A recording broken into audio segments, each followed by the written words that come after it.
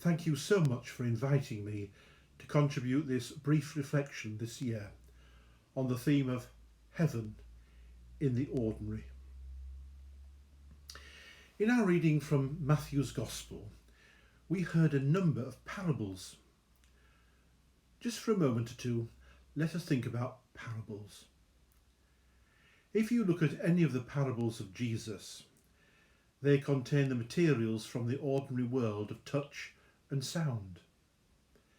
Imagine a crowd of farmers hearing the speaker telling them about a tiny mustard seed growing into a large plant, or a small piece of yeast making bread to rise, or that seeds sown on rocks will not grow, or that a house built on sand would not withstand the storm, or that sons aren't always easy to manage.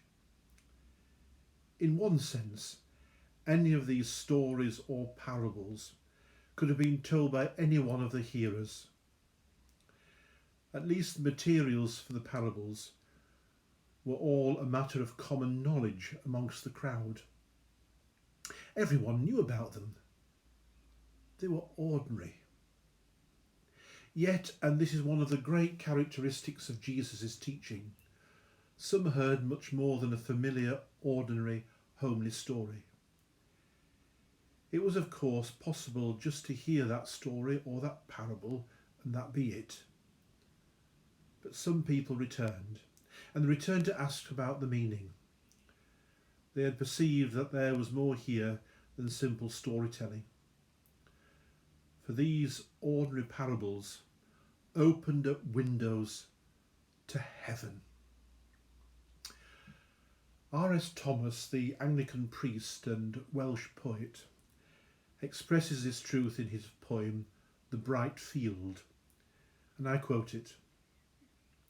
I have seen the sun break through to illuminate a small field for a while, and gone my way and forgotten it. But that was the pearl of great price, the one field that had treasure in it. And I realise now that I must give all I have to possess it. Life is not hurrying onto a receding future or hankering after an imagined past. It is the turning aside like Moses to the miracle of the lit bush, a brightness that seemed as transitory as your youth once, but is the eternity that awaits you. The word ordinary is not popular these days. If something is ordinary, it is not cool and exciting. Describing something as ordinary certainly isn't a compliment. We always long for something to be bigger or better, more exciting, livelier. Ordinary, well, it's dull and we don't go there. Ordinary is to be avoided.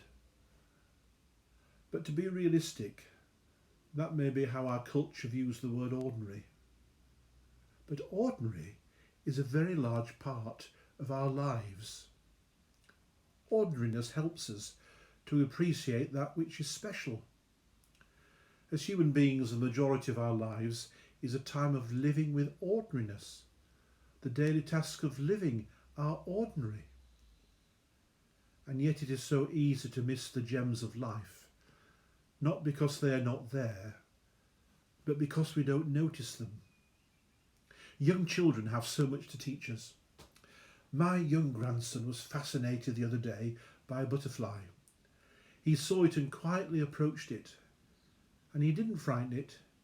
He knelt gently beside it and watched it intently on the leaf of a plant. He was mesmerised by its beautiful and delicate colours, its movement, its soft and tender wings which kept fluttering. He knelt for ages in silence. In one sense it was an ordinary experience. I certainly would not have done what he did. I would not even have noticed it. And if I had, I would have glanced at it and moved on. It is all too easy for us to hurry past the pearls of great price that lie along our way because we simply don't recognise them or what they are. But we can see heaven in the ordinary, as the parables of Jesus teach us.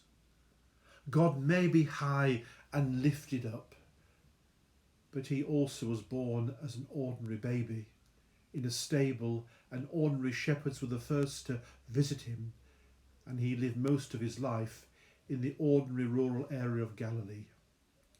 Our God is an everyday God, and is as much to be found with those washing up, on the farm, changing the baby's nappy, in the office, and doing the ordinary daily things of life, as he is in the special and the extraordinary.